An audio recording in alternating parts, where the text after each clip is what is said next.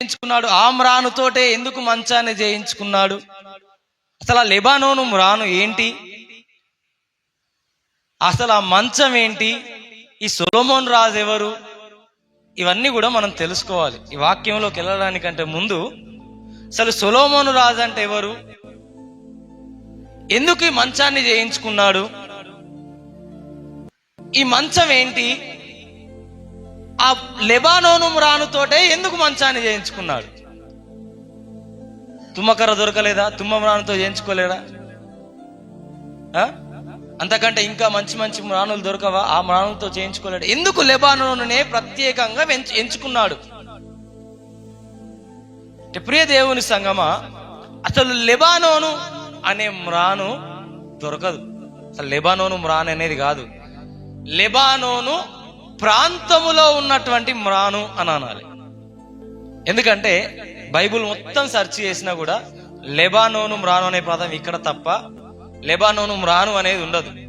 Lebanon ప్రాంతము, ప్రదేశము, పర్వతం అని ఉంటుంది, కానీ మ్రాను గురించి అది లెబానోనే ఒక చెట్టు అని ఎక్కడ రాయబడలేదు. అర్థమవుతుంది దేవుని సంగమం. సో చూద్దాం, దేవుడు ఈ లెబానోను మ్రాను గురించి బైబుల్లో స్పష్టంగా రాయించి ఉన్నాడు. మనం కొన్ని విషయాలు లెబానోను మ్రాను గురించి ధ్యానించుదాం. ఇర్మియా గ్రంథము 18వ అధ్యాయము 14వ వచనం. ఇర్మియా గ్రంథము 18వ అధ్యాయము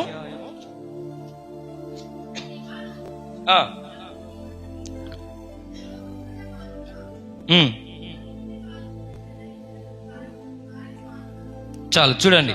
లెబానోను పొలములోని బండ మీద హిమముండుట మానున అన్నాడు. అంటే లెబానోను చెట్టు అని ఉందా? అక్కడ లెబానోను మ్రానని రాయబడి ఉందా? అక్కడ ఏమని రాశాడు? లెబానోను పొలము అన్నాడు. అంటే ఆ పొలములో విచిత్రమైన చెట్లుంటాయి, రకరకాల చెట్లు పెట్టుకోవచ్చు, ఏమైనా పెట్టుకోవచ్చు ఆ పొలములో. అవునా కదా? ఒక పొలములో, ఒక ప్లేస్ లో, ఒక స్థలములో ఎన్నైనా పెట్టుకోవచ్చు చెట్లు, రకరకాల చెట్లు పెట్టుకోవచ్చు. అవునా కదా? మాట్లాడాలి. కేవలం అక్కడ లెబానోను మ్రాను ఒక్కటే దొరుకుతుందా? అది పొలం అన్నాడు. ఆ పొలములో, ఆ స్థలములో దొరికే ఒక్క మ్రానుతోటి మంచాన్ని చేయించుకున్నాడు సొలొమోను రాజు. ఆ పొలములో దొరికే ఆ మ్రానుతోటి ఒక మంచాన్ని చేయించుకున్నాడు. అర్థమవుతుందా? ఇంకా కొంచెం మనం ముందుకెళ్ళి ధ్యానిస్తే, ఇప్పుడు ఈ లెబానోను పర్వతం అట, ఈ లెబానోను పురం అట ఎలా ఉందట అంటే హిమముతో కప్పబడి, అంటే మంచుతో కప్పబడి ఉంది. ఇప్పుడు లెబానోను ఎలా ఉంటుందట అంటే ఆ స్థలం అంతా కూడా ఎలా ఉంటుందట అంటే మంచుతో కప్పబడినటువంటి ప్రదేశం. అర్థమైందా? మంచుతో కప్పబడి ఉన్నటువంటి ప్రదేశంలో ఒక మ్రాను ఉంటుంది. ఆ మ్రానుతో మంచాన్ని చేయించుకున్నాడు. అర్థమైందా? రైట్. ఇంకొక పాయింట్, ఈ లెబానోను పర్వతం గురించి మనం చూసినట్లయితే అక్కడ ఎలాంటి మ్రానులు దొరుకుతాయి, ఆ ప్రదేశంలో, ఆ పొలములో ఎటువంటి చెట్లు దొరుకుతాయి అనే విషయాన్ని మనం చూసినట్లయితే ప్రియ దేవుని సంగమా, 2వ రాజుల గ్రంథము 19వ అధ్యాయం 23వ వచనం. 2వ రాజుల గ్రంథము 19వ అధ్యాయం 23వ వచనము.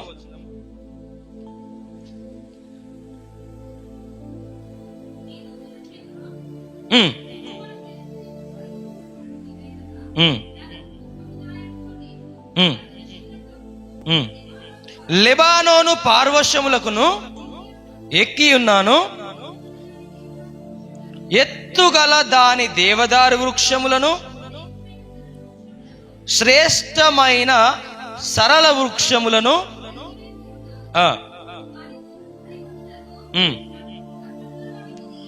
చాలు చూడండి ప్రియ దేవుని సంఘం, ఇక్కడ ఏముంటాయట అంటే లెబానోను పార్శ్వములకును ఎక్కి ఉన్నాను. ఆ ఎక్కిన తర్వాత అక్కడ కనబడుతున్న ఏంటి? ఎత్తుగల దేవదారు వృక్షములు కనబడుతున్నాయి, శ్రేష్టమైన సరళ వృక్షములు కనబడుతున్నాయి. ఇప్పుడు లెబానోను పర్వతం మీద, లెబానోను ఆ స్థలమునందు, ఆ పొలమునందు మనకేం కనబడుతున్నాయంట అంటే ఎలాంటి మ్రానులు కనబడుతున్నాయంట అంటే దేవదారు మ్రానులు కనబడుతున్నాయి, సరళపు వృక్షములు మనకు కనబడుతున్నాయి. అంతేకాకుండా మరొక చోట రాయబడి ఉంది, చందనపు మ్రానులు కూడా కనబడతాయంట. మాట చదువుదాం. రెండవ దినవృత్తాంతముల గ్రంథము 2వ అధ్యాయము 9వ వచనం చదవండి.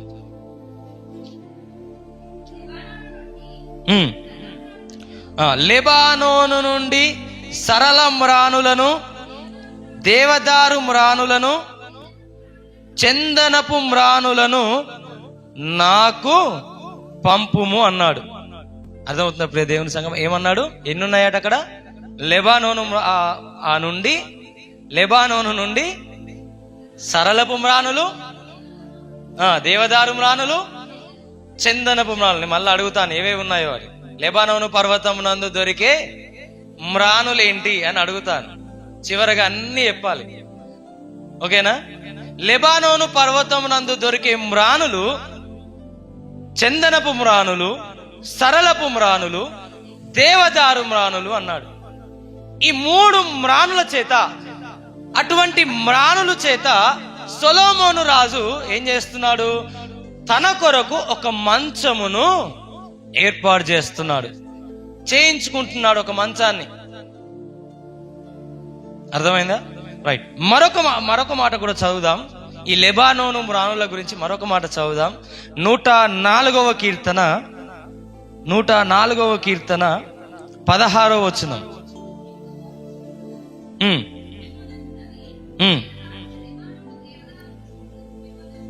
చాలు. ఇక్కడ చూడండి. యెహోవా వృక్షములు తృప్తి పొందుచున్నవి, ఆయన నాటిన లెబానోను దేవదారు వృక్షములు తృప్తి పొందుచున్నవి. ఈ లెబానోను దేవదారు వృక్షములు ఎవరు నాటారు ఇప్పుడు? దేవుని చేత నాటబడినటువంటి వృక్షములు. అర్థమైందా? ఒకటి లెబానోను ప్రదేశమునందు దొరికేటటువంటి మ్రానులు, ఆ లెబానోను పర్వతం అంతా హిమము చేత, మంచు చేత కప్పబడి ఉన్నటువంటి ప్రదేశము. అక్కడ దొరికేటటువంటి మ్రానులు దేవదారు మ్రానులు, సరళపు మ్రానులు, చందనపు మ్రానులు దొరుకుతాయి. ఆ ప్రాంతం అంతా కూడా సౌందర్యము గల ప్రాంతము. ఆ మాట ఇంకా చెప్పలే, చూపిస్తాను. ఆ ప్రాంతం అంతా కూడా సౌందర్యము గల ప్రాంతము. అంతేకాకుండా ఆ ప్రాంతములో దొరికేటటువంటి ఆ మొక్కలు, ఆ వృక్షములు, ఆ మ్రానులన్నీ కూడా ఎవరు నాటారంటే యేసు ప్రభుల వారు నాటినటువంటి వృక్షములు. అర్థమవుతుందా ప్రియ దేవుని సంగమా? ఎవరు నాటారు ఈ మొక్కలు, ఈ మ్రానులు? దేవుడు నాటినటువంటి మ్రానులు ఇవి. మనుషుల చేత నాటబడినటువంటి మ్రానులు కాదవి, దేవుని చేత నాటబడినటువంటి మ్రానులు. అంతేకాకుండా ఆ ప్రాంతములో ఒకసారి ఆ పరమగీతముల గ్రంథం 4వ అధ్యాయం 11వ వచనం చదవండి.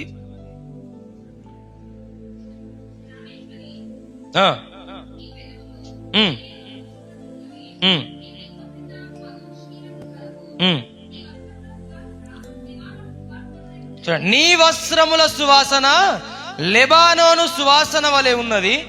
మరొక చోట రాయబడింది హోషేయ గ్రంథము 14వ అధ్యాయము 6వ వచనము 7వ వచనము. హోషేయ గ్రంథము 14వ అధ్యాయము 6-7 వచనాలు చదవండి.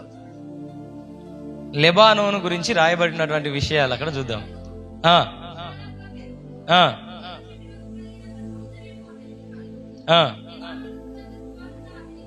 లెబానోనుకున్నంత సువాసన అతనికి ఉండును. అతడెవరో పక్కన పెడదాం. ఫస్ట్ లెబానోనుకున్నంత సువాసన అంటే లెబానోనులో ఏముంటది? ఇప్పుడు మంచి సువాసన ఉంటుంది. ఇంకా కిందికి చదువుతా ఉంటే లెబానోను ద్రాక్ష రసం గురించి కూడా రాయబడి ఉంటుంది.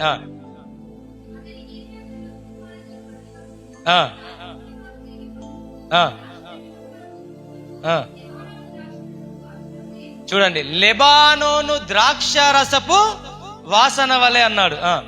అంటే లెబానోను ద్రాక్షపు వాసన ఎలా ఉంటుంది? ఇప్పుడు అక్కడ మంచి సువాసన కలిగినటువంటి ద్రాక్ష రసం అక్కడ దొరుకుతుంది. ఎందుకు అక్కడ మంచి సువాసన కలిగిందే దొరుకుతుందంటే అది దేవుని చేత నాటబడినటువంటి ద్రాక్ష చెట్టు యొక్క రసం. ఆ ద్రాక్ష చెట్టు కాయబడినటువంటి ద్రాక్షల చేత చేసినటువంటి ద్రాక్ష రసము గనక ఆ ద్రాక్ష రసము అంత సువాసనగా ఉంటుంది. ఈనాడు నీ జీవితం కూడా, నీవు కూడా దేవుని చేత చేయబడి దేవుని చేత జీవిస్తున్నావు, కానీ నీ జీవితంలో సువాసన ఉందా? మాట్లాడాలి. నీ జీవితంలో సువాసన ఉందా? నీవు దేవుని చేత చేయబడ్డవాడవే కదా, నేను దేవుని చేత చేయబడ్డవాడినే కదా, మరి మన జీవితాల్లో సువాసన ఉందా? నేను చిన్నవాడిని కనుక మీకు అందరికీ నిన్ను మిమ్మల్ని పోల్చుకుంటున్నాను, నన్ను పోల్చుకుంటున్నాను. మన జీవితాలు అలా ఉన్నాయా చెప్పండి? దేవుని చేత నాటబడినటువంటి వృక్షములమే మనం కూడా, కానీ అంత సువాసన ఇచ్చే వారంగా ఉన్నామా? లెబానోను వలె సువాసన ఇచ్చే వారంగా ఉన్నామా? లెబానోను సువాసన అతని కుండును అని రాయబడింది. అతని వలె మనం ఉన్నామా? లెబానోను సువాసన మనలో నుండి వెదజల్లుతుందా?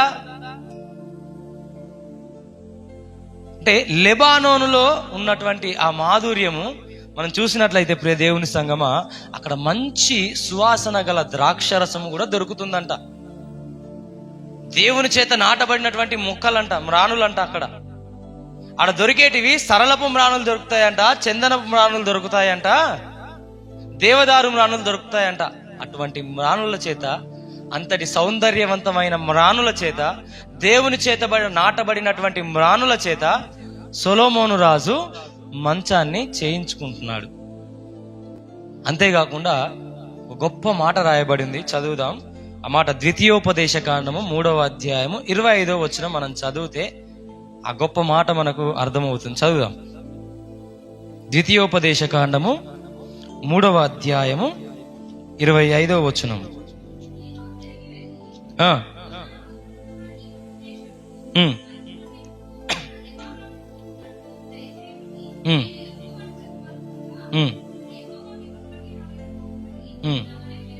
చూడండి, చాలు. ఇక్కడ రాయబడి ఉన్నటువంటి విషయం మనం జ్ఞాపకం చేసుకున్నట్లయితే, ఆ లెబానోనును చూచినట్లు దయచేయమని మోషే ప్రార్థన చేస్తున్నాడు. మోషే ప్రార్థిస్తున్నటువంటి విషయం ఏంటట అంటే, ఆ లెబానోనును చూచినట్లు, ఆ లెబానోను పర్వతమును, ఆ ప్రదేశమును చూచినట్లు నాకు అవకాశం దయచేయమని ప్రార్థన చేస్తున్నాడు. ఏంటి ఈ లెబానోను అంటే, పాలు తేనెలు ప్రవహించే దేశమును నాకు చూపించు అని ప్రార్థన చేస్తున్నటువంటి విషయం. ఆ కానాను యాత్రలో ఉన్నప్పుడు మోషే ప్రార్థిస్తున్నటువంటి విషయం ఇది. అయ్యా, ఆ లెబానోను నాకు దయచేసి చూపించమని ప్రార్థన చేస్తున్నటువంటి విషయం. ఆ ప్రదేశము, ఆ లెబానోను ప్రదేశాన్ని చూపించమని ప్రార్థన చేస్తున్నాడు. అక్కడ ఉన్నది ఏంటి అంటే, ఆయన చేరాలనుకుంటున్నటువంటి ప్రదేశం, మోషే చేరాలనుకుంటున్నటువంటి ప్రదేశము, మనల్ని ఆ ప్రదేశానికి చేర్చాలనుకుంటున్నటువంటి ప్రదేశము, మనం మోషే చేరాలనుకుంటున్నటువంటి ప్రదేశము, అదేవిధంగా మనందరినీ చేర్చాలనుకుంటున్నటువంటి ప్రదేశము. ఒకసారి నాకు చూపించమని ప్రార్థన చేస్తున్నాడు. ఆ లెబానోనును నాకు చూపించుమని ప్రార్థన చేస్తున్నాడు. ఇప్పుడు లెబానోను దేంతో పోల్చాడు అంటే, పరమ కానానుతో పోల్చాడు, పరలోక రాజ్యంతో పోల్చాడు. అర్థమవుతున్న ప్రియ దేవుని సంగమా, అటువంటి ప్రదేశములో దేవుడు నాటిన మొక్కల చేత, దేవుడు నాటిన మ్రానుల చేత సొలొమోను రాజు మ్రాను చేయించుకున్నాడు, మంచాన్ని చేయించుకున్నాడు. ఏంటి ఆ మంచం? అసలు ఎవరు ఈ సొలొమోను రాజు? చదవండి, మొదటి దినవృత్తాంతముల గ్రంథము.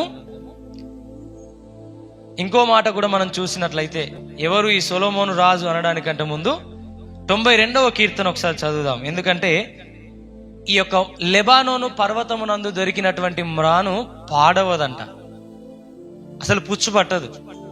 ఆ మ్రాను ఎప్పటికి కూడా కరగదు. మామూలుగా తుమ్మ చెట్లు కానీ ఇంకా వేరే వేరే ఏ చెట్టుతోటి కొని నువ్వు ఏదైనా ఒక బల్ల చేయించుకుంటే అది ఎన్ని రోజులు ఉంటుంది చెప్పండి? కొద్దిసేపు వానలో తడిచితే ఆ తర్వాత తెల్లారి ఏమైపోతుంది, ఏదో పాడైపోతుంది కంపల్సరీ. ఏదో ఒక రోగం వచ్చో, దానికి ఏదో అయ్యో అది ఇరిగిపోవడమో, సంథింగ్ ఏదో పుచ్చు పట్టిపోవడమో ఏదో జరుగుతుంది, అవునా కదా? సో అలాగే ఇప్పుడు ఈ లెబానోను వృక్షం గురించి రాశాడు. 92వ కీర్తన 12వ వచనం ఒకసారి చదవండి.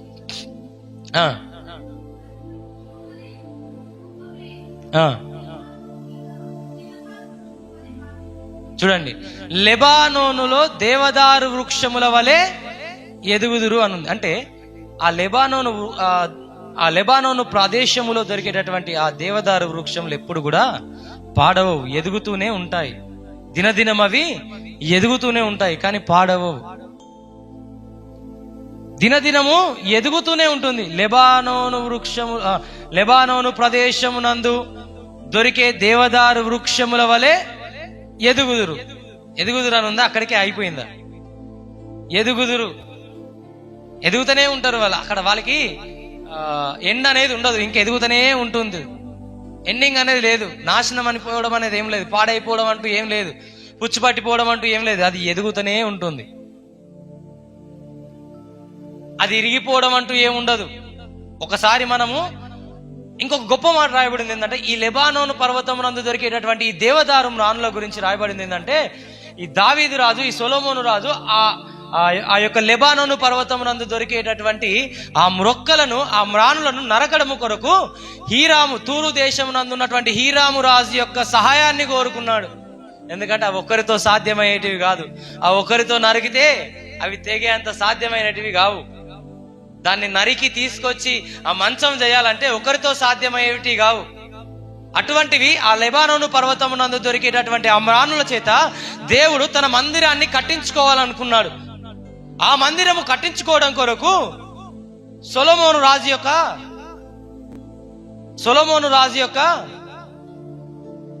సహాయాన్ని మాత్రమే తీసుకున్నాడు. అవునా కదా? దావీదును వద్దన్నాడు. దావీదు కుమారుడైనటువంటి సొలొమోను రాజు చేతనే కట్టించుకోవాలనుకున్నాడు. సొలొమోను రాజు చేతనే కట్టించుకోవాలనుకున్నాడు. సొలొమోను రాజు ఏం చేశాడు? ఇప్పుడు తూరు దేశమునందున్నటువంటి హీరాము రాజు యొక్క ఆ సహాయాన్ని తీసుకొని ఆ లెబానోను పర్వతమునందు దొరికే దేవదారు మ్రానులను నరికించుకొని తీసుకొని వచ్చాడు. ఎందుకంటే ఆయన మందిరాన్ని నిర్మించడం కొరకు. అంటే అది ఒకరితో సాధ్యమైంది కాదు. ఒక ప్రాంతముతో ఒకరు మాత్రమే తన పని వారిని తీసుకొని ఒక 10 మందిని తీసుకుపోయి ఆ ప్రాంతంలో ఉన్నటువంటి ఆ దేవదారు వృక్షములను నరికితే అవి తెగేటటువంటి సామాన్యమైనటువంటి మొక్కలు కాదవి. అర్థమవుతుందా ప్రియ దేవుని సంగమం? అంతటి గొప్ప వృక్షములు, ఆ గొప్ప వృక్షముల చేత సొలొమోను రాజు ఒక మంచాన్ని చేయించుకున్నాడు. అసలు ఈ సొలొమోను రాజు ఎవరు అంటే, ఇప్పుడు చదవండి. 1 దినవృత్తాంతముల గ్రంథము 22వ అధ్యాయము 9వ వచనం.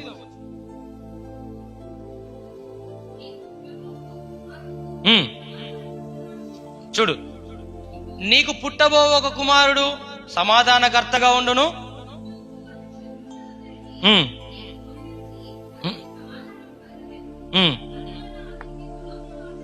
అందువలన అతనికి సొలొమోను అను పేరు పెట్టబడును. ఇప్పుడు ఈ సొలొమోను ఎవరు? సమాధానకర్త. ఎందుకంటే అతను అందరికీ సమాధానము దయచేయబోవాడు కాబట్టి ఆయన సమాధానకర్తగా పిలువబడుతున్నటువంటి వ్యక్తి. అవునా కదా? ఆయనే ఎవరు అంటే సొలొమోను అన్నాడు. మరొక చోట రాయబడింది, యెషయా గ్రంథం 9వ అధ్యాయం 6వ వచనం. ఏలయనగా మన కొరక చదవండి.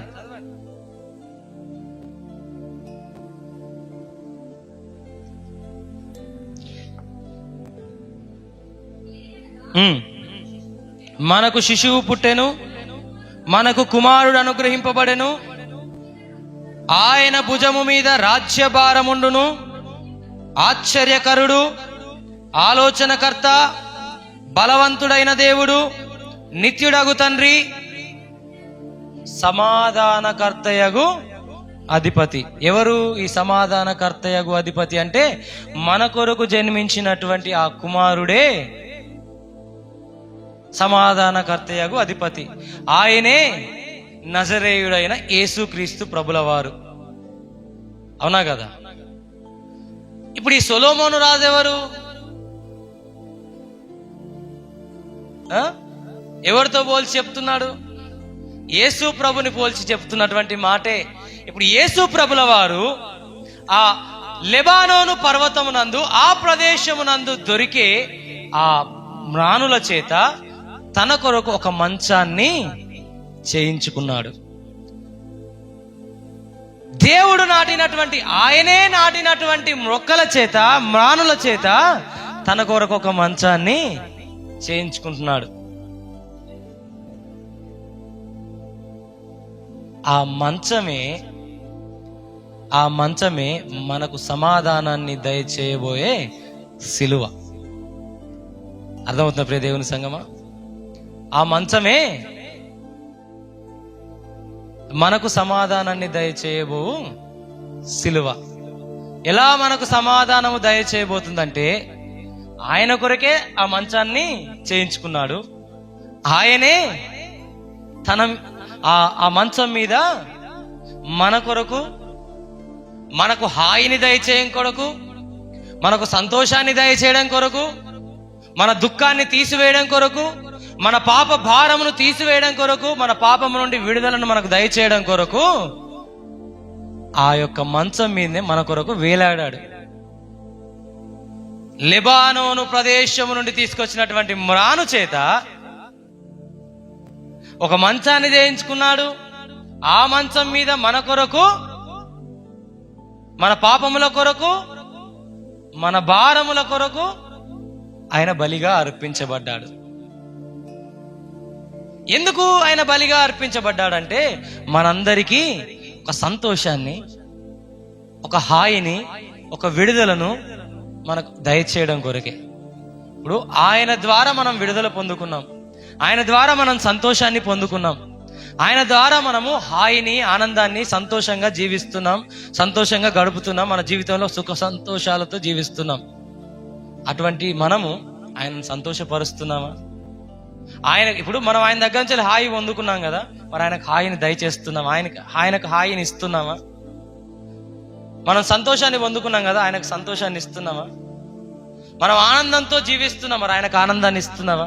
నీవు ఆనందంగా ఉండడానికి గల కారణము ఆయనే. ఎందుకంటే ఆయన నీ పాపములను ఆయన మీద మోసుకొని, ఆయన సిలువ మీద, లెబానోను మంచం మీద మన కొరకు తన ప్రాణాన్ని విడిచాడు, మన భారాన్ని మోసాడు. మనం ఆనందం ఇస్తున్నామా? హాయిని ఇస్తున్నామా? ఆయనకు ఆనందాన్ని ఇవ్వాలంటే ఒక మాట చెప్తాను. చాలా మంది బైబిల్లో కాదు కానీ చాలా మంది ఫోన్లో QUORE అనే ఒక యాప్ ఉంటుంది, కోరానా సంథింగ్ దాని పేరు ఉంటుంది. ఆ యాప్లో నేను మొన్న ఒక క్వశ్చన్ చూశాను. ఏంటి ఆ క్వశ్చన్ అంటే,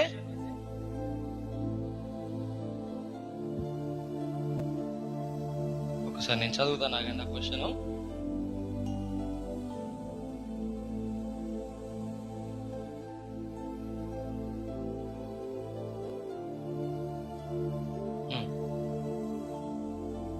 దేవుడు అనే ఒక వ్యక్తి ఉంటే, అసలు దేవుడు అంటే వ్యక్తి కాదు, ఇక్కడ ఏమంటాడు, దేవుడు అనే ఒక వ్యక్తి ఉంటే పాపం చేసేవారిని ఆయన ఎందుకు శిక్షించడు అనే క్వశ్చన్ చదివాను నేను.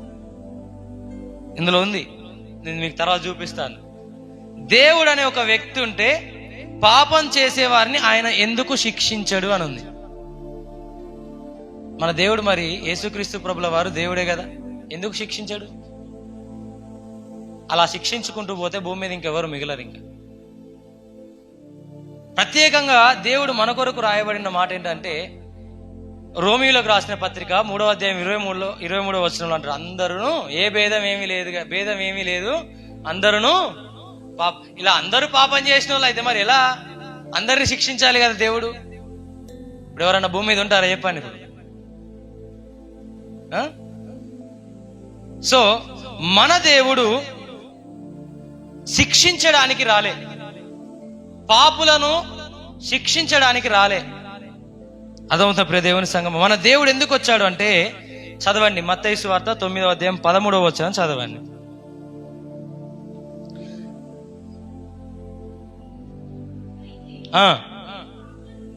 నేను పాపులను పిలువ వచ్చి తిని గాని నీతిమంతులను పిలువ. చాలు, ఏమర్థమైంది? పాపులను శిక్షించడానికి వచ్చాడు ఆయన. ఎందుకు వచ్చాడు దేవుడు? చదవాలి, చెప్పాలి. పాపులను శిక్షించడు వచ్చానుక దేవుడు? ఎందుకు వచ్చాడు దేవుడు ఈ లోకానికి? పాపులను పిలవడం కొరకు వచ్చాడు, నీతిమంతుల కొరకు రాలే. పాపులను పిలిచి ఆ పాపులను ఏం చేయాలి? నీతిమంతులనుగా మార్చడం కొరకే వచ్చాడు. భూమి మీద నీతిమంతులైన వారి కొరకు రాలే. భూమి మీద ఎందుకు నీతిమంతులే లేరు, అందుకే అందరూ పాపులే. అవునా కదా?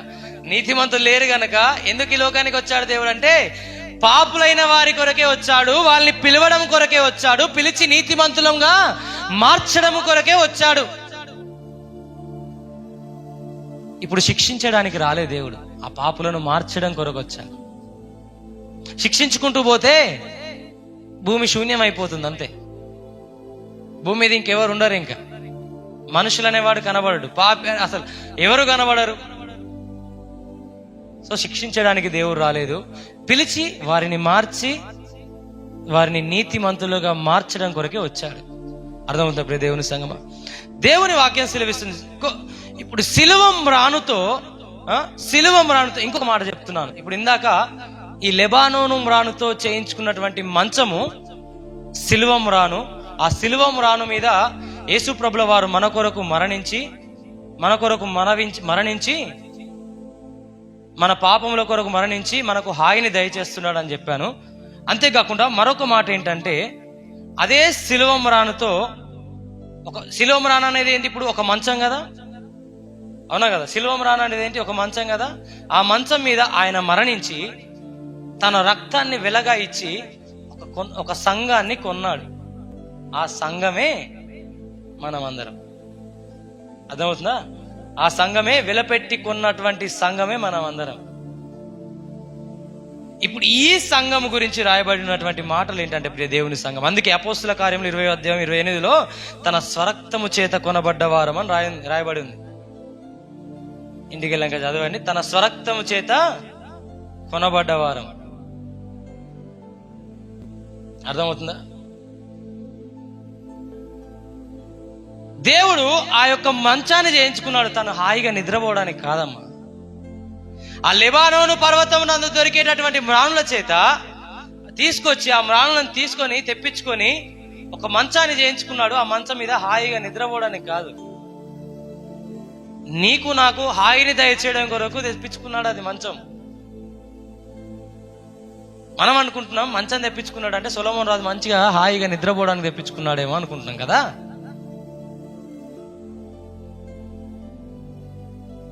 ఆ మంచము సిలువ మ్రాను. ఆయనే మన కొరకు ఆ త్యాగాన్ని ఆ సిలువ మ్రాను మీద చేసినటువంటి దేవుడు మనకు హాయిని దయచేశాడు.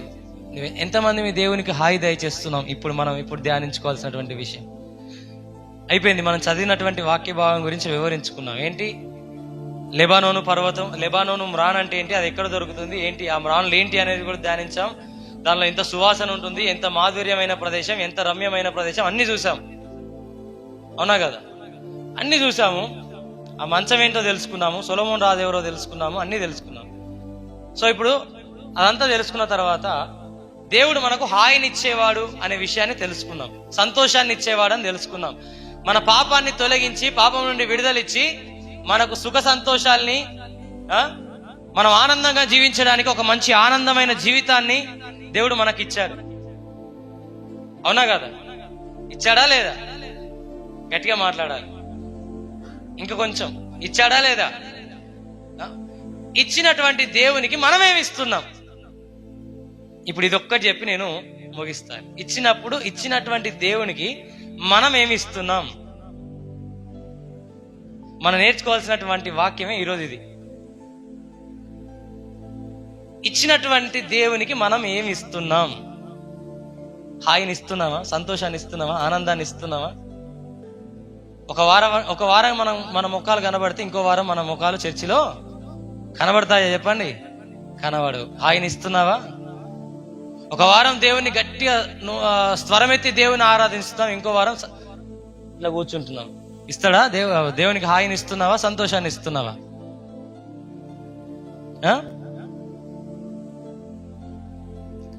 ఒకరోజు గట్టిగా ప్రార్థన చేసేవాడిని, ఇప్పుడు ప్రార్థనే లేదు. దేవునికి హాయా?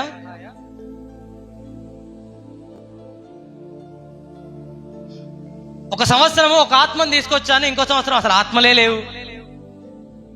అసలు నేనొచ్చుడే ఎక్కువ అనుకుంటున్నారు జీవితంకి కదా. దేవునికి హాయిని ఇస్తున్నావా?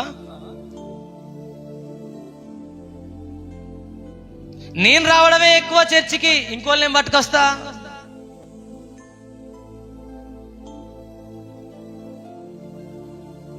ఒక వ్యక్తి గురించి చెప్తాను. ఒక వ్యక్తి నాగాలాండ్ ప్రాంతంలో, అక్కడ కోయ జాతికి చెందిన వారు ఉంటారు ఎక్కువ.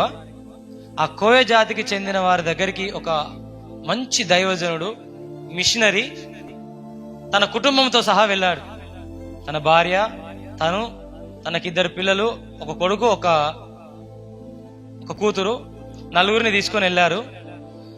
అక్కడ ఉన్నటువంటి ఆ కోయ జాతి వారు ఎలాంటి వారంటే, ఒకరికి తెలియకుండా ఒకరిని, ఒకరికి తెలియకుండా ఒకరిని అన్యాయంగా చంపేటటువంటి వ్యక్తులు. ఎలా చంపుతారంటే, ఇప్పుడు వీళ్ళు ఎందుకు కొరకు వెళ్ళారు? దేవుని వాక్యాన్ని వారికి చెప్పడం కొరకు వెళ్ళారు. సో వారికి భయం ఉంటుందా చెప్పండి? ఇక దేవుని నమ్మి వెళ్ళారు, భయం అయితే లేదు వాళ్ళకి. ఒక్కొక్కరిగానే వెళ్తున్నారు. ఒకరు ఒక ప్రాంతానికి వెళ్తున్నారు, ఇంకొకరు ఒక ప్రాంతానికి వెళ్తున్నారు చెప్పడానికి. అలా వెళ్తున్న క్రమంలో ఆ కోయ జాతికి చెందిన వారు ఏం చేస్తున్నారట అంటే, నువ్వు ఇదంతా విడిచిపెట్టే, మీ దేవుని విడిచిపెట్టేసి నువ్వు మాకు చెందిన వాడవుగా, మా ప్రాంతానికి చెందినటువంటి వాడుగా, మా మతానికి చెందినటువంటి వాడవుగా మారు, నీకు అనేకమైన డబ్బులు ఇస్తానని చెప్పేసి వాళ్ళు ఆశ చూపుతున్నారు. కానీ ఆ ప్రాంతానికి వెళ్ళినటువంటి దైవజనుడు, వారి కుటుంబం అంతా కూడా దాన్ని నిరాకరిస్తున్నారు. నిరాకరిస్తున్నప్పుడు ఒకరికి తెలియకుండా ఒక ప్రాంతానికి ఒక్కొక్కరు వెళ్ళారు కదా. ఆ ప్రాంతంలో నిరాకరించిన దాన్ని బట్టి ఒకరికి తెలియకుండా ఒకరిని చంపేశారు. ఇప్పుడు అర్థమైందా? ఒకరికి తెలియకుండా ఒకరిని చంపేశారు. దైవజనుని చంపేశాడు, దైవజనురాల్ని చంపేశారు. వారికి పుట్టినటువంటి ఒక కుమార్తెను, కుమారుని కూడా చంపేశారు. ఎవ్వరు కూడా లొంగలే. అటువంటి సన్నివేశంలో ఆ కోయ జాతికి చెందినటువంటి నాయకుడు అంటున్నాడు, ఇంకా వారందరినీ చంపేశారు కదా, ఇప్పుడు నన్ను కూడా చంపేయండి అంటున్నాడు. నన్ను కూడా చంపేయండి అని చెప్పేసి అంటున్నాడు. ఎందుకు నన్ను కూడా చంపేయండి అని అంటున్నాడు ఆయన అంటే, ఆయనలో ఒక మార్పు స్టార్ట్ అయింది. ఏంటంటే, వీరు నమ్మినటువంటి దేవుని కొరకు వీరు ప్రాణం పెట్టడానికైనా సిద్ధపడ్డారు. డబ్బులు చూపించాను, ఇష్టపడలే. డబ్బుల్నే నిరాకరించారు కానీ వారు నమ్మినటువంటి దేవుణ్ణి నిరాకరించలే.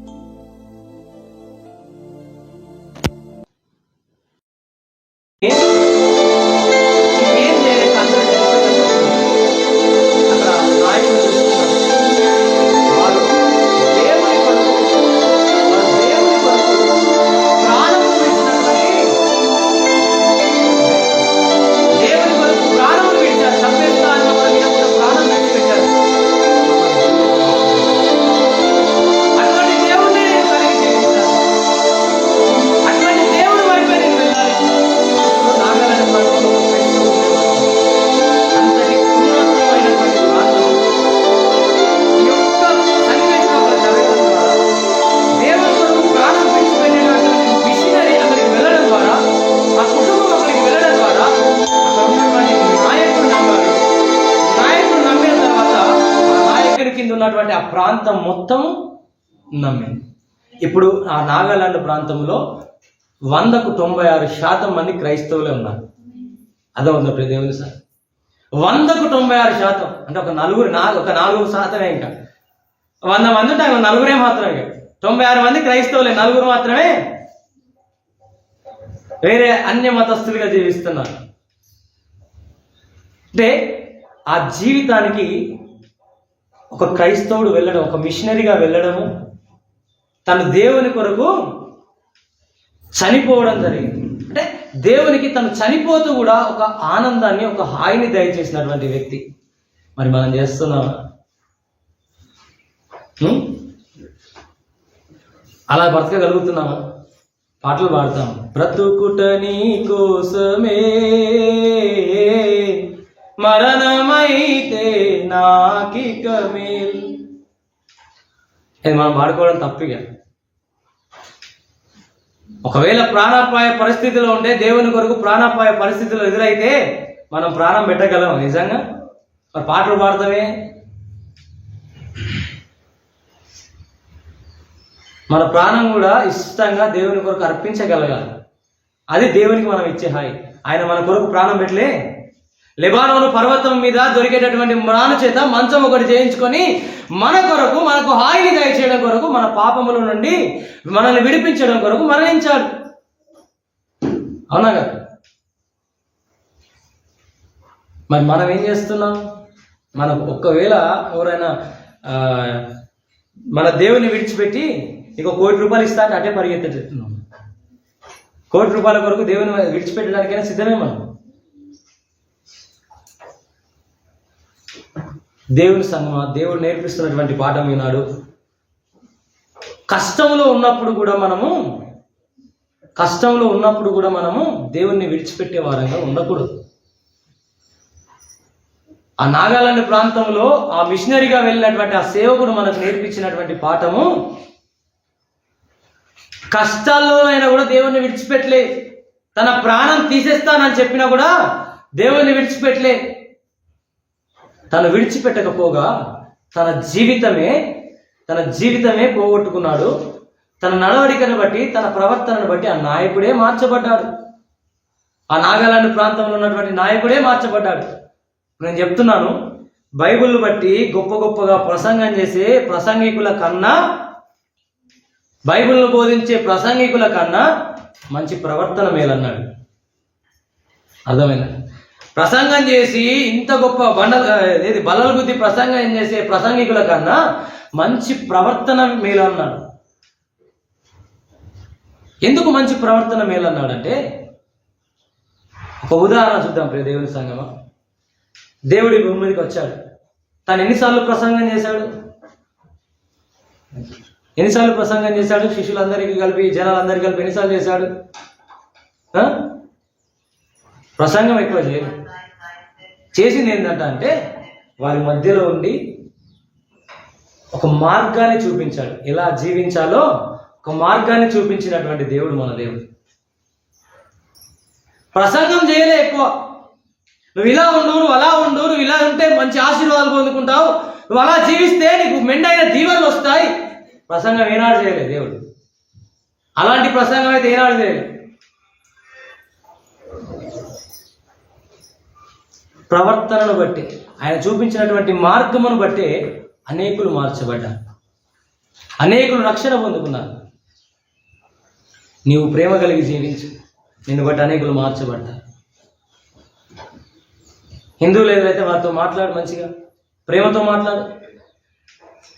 నీ ప్రేమ ఎప్పుడు అర్థమవుతుందంటే వారికి నువ్వు చెప్పిన వెనువెంటనే అర్థం కాదు, నువ్వు చూపించిన వెనువెంటనే అర్థం కాకపోవచ్చు, కానీ వారున్నటువంటి కష్ట పరిస్థితిలో, వారున్నటువంటి ఇబ్బందులలో క్రైస్తవులు అనేబడవారు ఇలా ఉంటారు అని వారికి గుర్తొస్తుంది.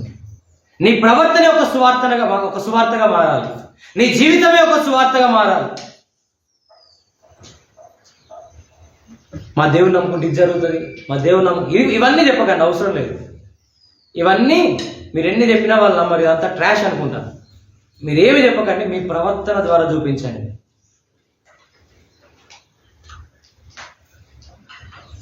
మస్తు గొడవ అవుతుందంట, నువ్వు కూడా గొడవ పెట్టిపోయి కదా, పెట్టాలా గొడవ? ప్రేమగా నచ్చ చెప్పే ప్రయత్నం అయితే చేయండి, వినకపోతే రండి. వారితో పాటు మీరు కూడా వాదించుకున్నారనుకోండి, ఆ గొడవ కాస్త మీ వైపు మలుతుంది. వాళ్ళు మంచిగానే ఉంటారు, మళ్ళీ తర్వాత ఆ గొడవ మన వైపు. చెప్పండి, మంచి మాటలు చెప్పండి, ప్రేమగా నడవండి. నీ వైపు నువ్వు తప్పున్న, వాళ్ళ వైపు తప్పున్నా క్షమించమని అడగండి, మనకే జరుగుతాయి.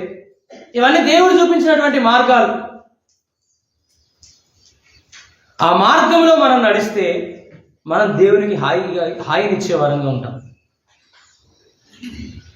అర్థమవుతుందా? దేవునికి హాయినిచ్చే వరంగా జీవించాలి. ఇంకో మాట చెప్తాను. ఒక సామెత ఉంది. ఏంటి ఆ సామెత అంటే, కలకాలం కాకిలా బ్రతికే బదులు 6 నెలలు హంసలా బ్రతకాలి అన్నాడు. కలకాలం కాకిలా బ్రతికే బదులు ఏం చేయాలట? 6 నెలలు మాట్లాడాలి. 6 నెలలు ఎందుకు ఆ సామెత రాయబడింది చెప్పండి? కాకికున్న లక్షణం ఏంటి?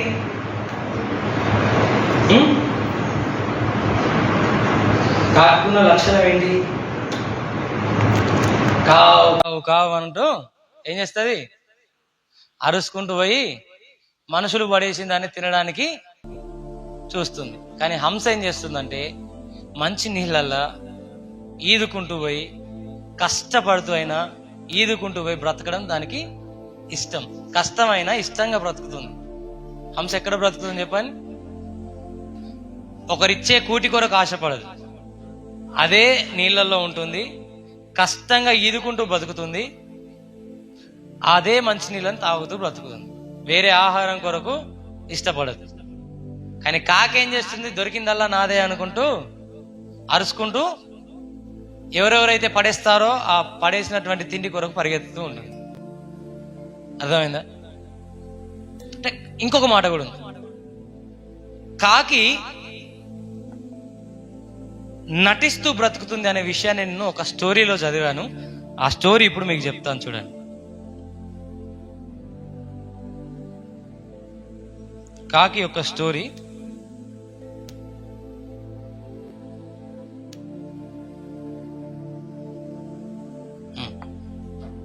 నటించిన కాకి. ఆ యొక్క కథ పేరు ఏంటంటే నటించిన కాకి. ఏంటి దాని నటన ఏంటంటే, ఒకరోజు కాకి నెమిలిలా అందంగా కనిపించాలనుకుంటది. నెమలిలా అందంగా కనిపించాలనుకుంటది. నెమలికల్ని ఏం చేస్తుంది? పడిపోయిన కొద్ది ఎక్కడెక్కడ నెమలికలు పడిపోతాయంటో ఆ నెమలికల్ని తీసుకొచ్చి దానికి అతక పెట్టుకుంటదంట. అర్థమైందా? ఎందుకు అంటే నెమలికి ఆ నెమలికలు చేయబట్టి మంచి పింఛం ఇట్లా విడిచినప్పుడు అది మంచి సౌందర్యంగా అందంగా కనిపిస్తుంది, రమ్యంగా కనిపిస్తుంది. సో అలాగే కాకి కూడా కనబడాలి అనే ఆ ఆశతో ఏం చేసింది? ఎక్కడెక్కడైతే నెమలికలు ఊసిపోతాయో ఆ ఊడి పడిపోయిన చోట వెళ్ళి అది తీసుకొని వచ్చి అతక పెట్టుకోవడం ప్రారంభించింది. అతుకుతాయా? కాకి స్వభావం మారుతుందా? నెమలిలో అందంగా కనిపిస్తుందా? దాని అందము మారదు. మారుతుందా? కానీ హంస గురించి రాయబడింది, చూడండి. హంస గురించి కూడా రాయబడింది.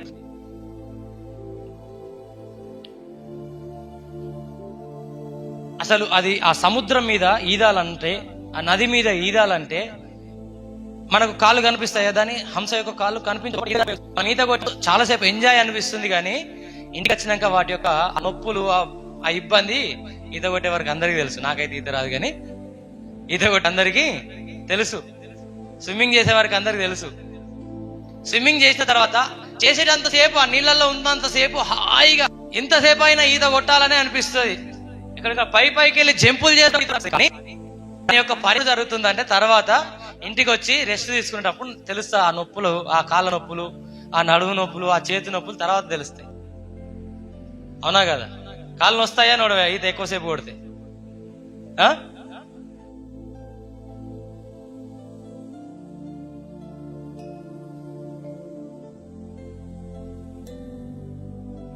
సాప్ అవుతాయా? నొయ్యా? నొస్తాయి, 100% నొస్తాయి. మీరు ఎక్కువసేపు కొట్టి చూడండి. నేను అనేది ఏంటంటే ఎక్కువసేపు కొట్టినప్పుడు 100% వస్తాయి. దానికి ఒక లిమిట్ అనేది ఉంటుంది. లిమిట్ క్రాస్ చేసి ఏది చేసినా కూడా నొప్పులు అనేటివి సహజం. కాబట్టి ప్రియ దేవుని సంగమా, నేను ఎందుకు ఈ మాట మాట్లాడతానంటే, హంస ఈదినంతసేపు బాగానే ఉంటుంది, కానీ తన కష్టం ఎప్పుడు బయట ముఖానికి మాత్రము అసలు కనబడదు. తన కష్టము కనబడదు బయటికి.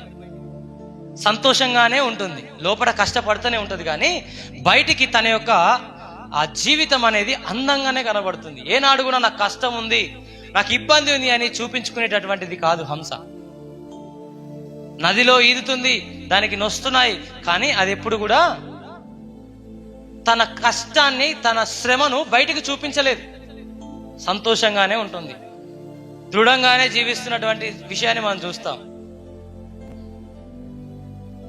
నేను ఎందుకు చెప్తున్నానంటే, క్రైస్తవులం అనబడినటువంటి మనము కష్టాలు రాగానే దేవుని దూషిస్తున్నాం. అది దేవునికి ఇచ్చేటటువంటి హాయి కాదు. దేవునికి నీవు హాయి దయచేయాలనుకున్నా, నిజంగా దేవుని కొరకు నువ్వు బతకాలంటే కష్టాలు వచ్చినా ఎదుర్కొనేంత ఆ సామర్థ్యం మనకు ఉండాలి. హంసలాగా జీవించమని అందుకే అన్నారు. కాకిలా జీవించడం కాదు, కాకిలా కలకాలం జీవించినా నష్టమే, కానీ హంసలాగా 6 నెలలు ఎందుకు జీవించమన్నాడంటే కష్టాన్నైనా కూడా ఇష్టంగా అనుభవించాలి.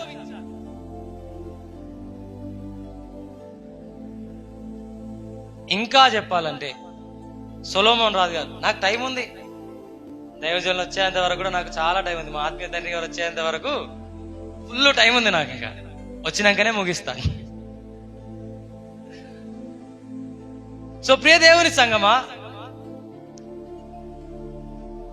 దేవుని పరిశుద్ధ గ్రంథంలో 3 గ్రంథాలు రాయబడ్డాయి. సామెతల గ్రంథం రాయబడింది, ప్రసంగి గ్రంథం రాయబడింది, పరమగీతముల గ్రంథం రాయబడింది. ఈ 3 గ్రంథములు రాసినటువంటి వ్యక్తి కూడా సొలొమోను రాజు గారే. మరి ఈ 3 ఆ గ్రంథాల యొక్క వివరణ నేను అంతా చెప్పలేను, కానీ అంత ఇప్పుడు సమయం లేదు. కానీ సామెతల పుస్తకం దాని యొక్క అనుభవం ఏంటంటే, సామెతల యొక్క అనుభవం ఏంటంటే, చెడు స్నేహాలు చేయకుండా, అర్థమవుతుందా? ఈ లోకంలో ఉన్నటువంటి చెడును విడిచిపెట్టి దేవుని వైపుకు తిరిగి, ఈ లోకాన్ని విడిచిపెట్టి మారు మనసు పొంది దేవుని కొరకు బ్రతకడమే సామెతల అనుభవం. ఈ లోకంలో ఉన్నదంతా చెప్పండి, లోకంలో ఉన్నదంతా ప్రసంగి చెప్తున్నాడు, లోకంలో ఉన్నదంతా, సూర్యుడి కింద ఉన్నదంతా వ్యర్థము వ్యర్థము వ్యర్థం అని పదే పదే చెప్పిండు, అవునా కదా? ఎందుకు చెప్పాడు? ఈ లోకంలో ఉన్నదంతా వ్యర్థమే, ఈ లోకంలో నువ్వు ఎంత సంపాదించుకున్నా వ్యర్థమే, నువ్వు బ్రతకాల్సింది దేవుని కొరకు అని చెప్పడం కొరకు ఆ మాట చెప్పిందే చెప్పిండు 10 సార్లు. నేను చెప్పలే, అలా రాయబడి ఉంది, నేను చెప్తే అది తీసుకోకండి.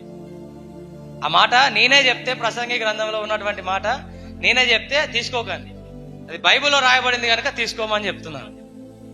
సూర్యుడి కింద ఉన్నదంతా వ్యర్థము వ్యర్థము అని చెప్పేసి దేవుని వాక్యం సెలవిస్తుంది. ఆ వ్యర్థమైనదంతా కూడా ఈ లోకంలో ఉన్నదే. అందుకే దేవుని వాక్యం సెలవిస్తుంది, ఈ లోకాన్ని విడిచిపెట్టి ఆయన కొరకు వెంబడించాలి. అర్థమైందా? అది సామెతల అనుభవము, ప్రసంగి అనుభవం. పరమగీతముల అనుభవం ఏం చెప్తుందో తెలుసా? ఎక్కువ శాతము ప్రియుడు ప్రియురాలు అనే ఆ మాటలు చాలా వినబడతా ఉంటాయి ఆ గ్రంథంలో, అవునా కదా? మన కొరకు వరుడుగా రాబోతున్నటువంటి ఆ ప్రియుని కొరకు నువ్వు ఎన్ని కష్టాలు వచ్చినా, ఎన్ని ఇబ్బందులు వచ్చినా, నువ్వు సహనముతో ఆయన కొరకు సిద్ధపడి ఉండేటటువంటి వధువుగా నీవు ఉంటే ఆయనతో పాటు ఎత్తబడతావు, లేకపోతే ఇక్కడే విడవబడతావు. అర్థమవుతుంది ప్రియ దేవుని సంగమా? నీకు కావలసినటువంటి అనుభవం ఏంటంటే, నీవు వరుడుగా మన కొరకు రాబోతున్నటువంటి ఆ యొక్క దేవుని కొరకు నువ్వేం చేయాలి? శ్రమలైనా అనుభవించాలి, కష్టాలైనా అనుభవించాలి, ఇబ్బందులైనా నీవు అనుభవించాలి. దేవుణ్ణి దూషించకుండా సహనముతో ఆయనతో పాటు ఓపికతో పరిగెత్తేటటువంటి గుణం నీకుండాలి, సిద్ధపడి ఉండేటటువంటి గుణము నీకుండాలి. అటువంటి గుణం ఉండే అనుభవం నీకున్నట్లయితే నీవు ఆయనతో పాటు ఎత్తబడతావు, లేదంటే ఇక్కడే విడవబడతావు. ఈ 3 అనుభవాలు నువ్వు కలిగి జీవించాలి. ఎందుకు ఈ 3 అనుభవాలు కలిగి జీవించాలంటే, ఆయన నీ కొరకు ఒక మ్రాను మీద ప్రాణమును విడిచాడు. లెబానోనుతో చేయించుకున్నటువంటి, లెబానోను పర్వతమునందు దొరికేటటువంటి మ్రానుల చేత చేయించుకున్నటువంటి మ్రాను మీద తన ప్రాణాన్ని విడిచాడు. నీకు నాకు హాయిని దయచేయడానికి. అలాగే నీవు హాయిని దయచేస్తున్నావా? నీవు హాయి దయచేసేవాడవుగా ఉండాలి. నీవు సంతోషాన్ని ఇచ్చేవాడవుగా ఉండాలి. దేవునికి ఆనందాన్ని ఇచ్చేవాడవుగా ఉండాలి. నీ జీవితము దేవునికి ఆనందకరమైనటువంటి జీవితంగా ఉండాలి. ఎలా దేవునికి ఆనందకరమైన జీవితంగా ఉంటుందంటే, ఒకానొక రోజున ఒక అడవిలో ఒక యువకుడు పరిగెడుతూ ఉన్నాడంట. ఆ యువకుడు ఎందుకు పరిగెడుతున్నాడు అంటే, ఆ యువకుణ్ణి అడవిలో ఉన్నటువంటి ఆ ప్రజలందరూ కూడా తరుముతున్నారు. ఎందుకు తరుముతున్నారు అంటే, అడవికి రాజు అయినటువంటి ఆ రాజు యొక్క కుమారుని చంపి పారిపోతున్నాడు ఆ యువకుడు. అటువంటి యువకుణ్ణి మేము ఎలాగైనా దొరకబట్టి రాజుకు అప్పచెప్పి రాజు చేత చంపించాలి అని ఆ యువకుడు వెంబడి పరిగెడుతున్నాడు. అనుకోకుండా పరిగెడుతూ పరిగెడుతూ పరిగెడుతూ పరిగెడుతూ ఆ రాజు కాళ్ళ దగ్గరే పడిపోయాడు. అలా పరిగెడతా ఉంటే రాజు ఎదురయ్యాడు. రాజు కాళ్ళ ముందే పడిపోయాడు. నువ్వెందుకు పరిగెడుతున్నావు? ఓ అబ్బా, ఎందుకు నువ్వు పరిగెడుతున్నావు అనంటే, ఈ అడవిలో ఉన్నటువంటి ప్రజలు నన్ను తరుముతున్నారయ్యా అని చెప్తున్నాడు. కానీ నేను ఒక పిల్లోని చంపాను, పరిగెడుతున్నాను అయితే చెప్పట్లే. సరే, ఓకే, బాగానే ఉంది కనుక్కుంటున్నాడు. రాజు అడుగుతున్నాడు, ఏమందయ్యా నువ్వు ఎందుకు పరిగెడుతున్నావు? వారు ఎదురుగానే వచ్చారు. అయ్యా, మీరు ఎందుకు నన్ను తరుముతున్నారు? ఎందుకు ఈ అబ్బాయి పరిగెడుతున్నాడు? అయ్యా, మీకు తెలియదయ్యా, ఘోర పాపం చేసింది వ్యక్తి. అదే చెప్పండి అయ్యా, ఏం పాపం? నాకు తెలియదు. సరే చెప్పండి, ఏం పాపం చేశాడు? నీ ఒక్కగానొక కుమారుణ్ణి చంపి పారిపోతున్నాడయ్యా అంటే, ఇక రాజుకు మాటలు రావట్లే. కానీ అడుగుతున్నాడు, ఆ దుఃఖంలోనే అడుగుతున్నాడు, అయ్యా నువ్వు నా కుమారుని చంపేశావా? నువ్వు నా కుమారుణ్ణి చంపేశావా? నేను నీ కుమారుడని తెలియక అనుకోకుండా చంపేశాను తండ్రి. అసలు నీ కుమారుడని నాకు తెలియదు. అతను అనుకోకుండా జరిగిపోయింది. కావాల్సుకొని కూడా నేను చంపలేదు. బై మిస్టేక్ లో జరిగింది అంటే అప్పుడు రాజు మాట్లాడుతున్నాడు, సరే చంపేశావు కదా, ఏదో జరిగిపోయింది, అనుకోకుండా జరిగిపోయింది. కానీ ఇప్పుడు నేను ఒక మాట చెప్పాలనుకున్నాను. ఆ మాటకు నువ్వు కట్టుబడి జీవిస్తావా? ఆ మాట ఏంటో తెలుసా? ఆయన అడుగుతున్నటువంటి మాట, నా కుమారుడు నీ ద్వారానే చనిపోయాడు, నీవే చంపేశావు కదా, ఆ కుమారుని స్థానంలో నీవు నాకు కుమారునిగా ఉంటావా అని అడుగుతున్నాడు. ఎవరైనా అడగగలుగుతామా? చెప్పండి, ఎవరైనా అడగగలుగుతామా? ఆ కుమారుని స్థానంలో మనం కుమారులంగా ఉండగలుగుతావా అని అడగగలుగుతామా? నాకు నువ్వు కుమారుడిగా ఉండగలుగుతావా అని అడగగలుగుతావా?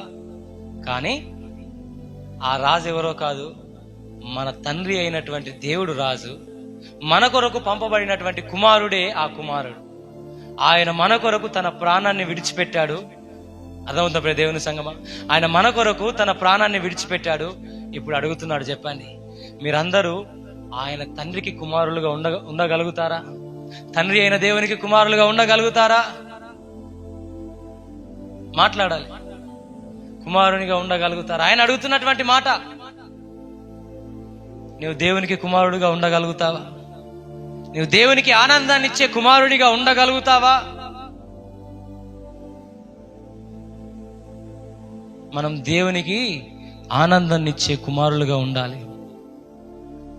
మన కొరకు ఆయన ప్రాణాన్ని పెట్టాడు. లెబానోను పర్వతం నందు దొరికే ఆ మ్రానును తీసుకొని ఒక మంచాన్ని చేయించుకొని ఆ మంచం మీద మన కొరకు తన ప్రాణాన్ని విడిచినటువంటి దేవుని కొరకు నీవు ఈనాడు ఆయన మనకు ఆనందాన్ని దయచేశాడే, మన పాపములో నుండి విడుదల అనుగ్రహించి నీకు హాయిని దయచేశాడు కదా, నీవు ఆయనకు హాయినిచ్చే, ఆనందాన్నిచ్చే, సంతోషాన్నిచ్చే కుమారునిగా నీవు ఉండగలుగుతావా?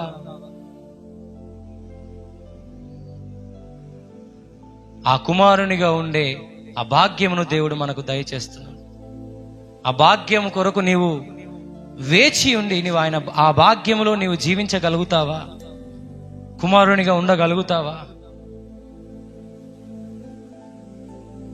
ఆయన కొరకు ఆయనకు కుమారులముగా జీవించే కృపను దేవుడు మనకందరికీ దయచేయునుగాక.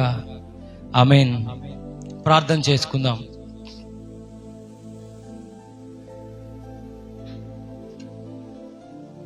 తల కళ్ళు వంచి మోకరించుదాం, ప్రార్థన చేసుకుందాం.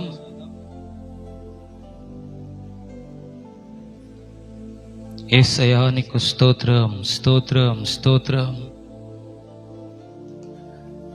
నా తండ్రి నీకు స్తోత్రములు ప్రభా. హల్లెలూయా, హల్లెలూయా, స్తోత్రం, స్తోత్రం. నా తండ్రి నీకు స్తోత్రములు ప్రభా. ప్రార్థన చేసుకుందాం అందరము కూడా. ఒక్కసారి మన జీవితాన్ని ఒకసారి ఆలోచించుకొని, మన కొరకు దేవుడు ఎలా ఆ లెబానోను పర్వతము నుండి మ్రాను తెప్పించుకొని ఒక మంచమును చేయించుకొని ఏ విధంగానైతే తాను మన కొరకు తన ప్రాణాన్ని ఆ మంచం మీద అర్పించాడో, ఆ మంచం మీద మన కొరకు తన ప్రాణమును అర్పించి మన భారమును తీసివేశాడో, మనకు సంతోషాన్ని ఎలా దయచేశాడో, మనకు హాయిని ఎలా దయచేశాడో మనం ఒకసారి జ్ఞాపకం చేసుకుంటూ, అయ్యా మా కొరకు నీ కుమారుణ్ణి అర్పించినటువంటి దేవుడవయ్యా, మేము ఈనాడు నీకు కుమారులముగా ఉండడానికి సిద్ధపడాలి. అందరం కూడా ప్రార్థన చేద్దాం. అయ్యా నీ కుమారునిగా నన్ను మార్చని ప్రార్థన చేద్దాం. నన్ను నీ బిడ్డగా చేసుకో అని ప్రార్థన చేద్దాం. నన్ను మార్చయ్యా అని ప్రార్థన చేద్దాం. ఇంకా నేను మారు మనస్సు లేకుండానే జీవిస్తున్నాననేవారు మనమందరం ప్రార్థన చేసి అడుగుదాం. అయ్యా నాకు మారు మనసు కావాలని ప్రార్థన చేద్దాం. స్తోత్రం, స్తోత్రం, స్తోత్రం.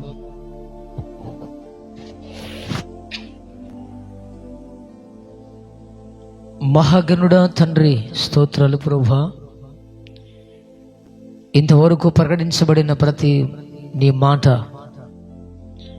విన్న ప్రతి ఒక్కరి జీవితంలో ఫలించున్నట్లుగా, ఆ ప్రకారము జీవించున్నట్లుగా మీరు సహాయం చేయమని మమ్మల్ని మీ చేతికి అప్పగించుకుంటూ మీరే మహిమ ఘనత ప్రభావాలు పొందుకొనమని యేసు నామం పేరిట వేడుకుంటున్నాము తండ్రి. ఆమేన్.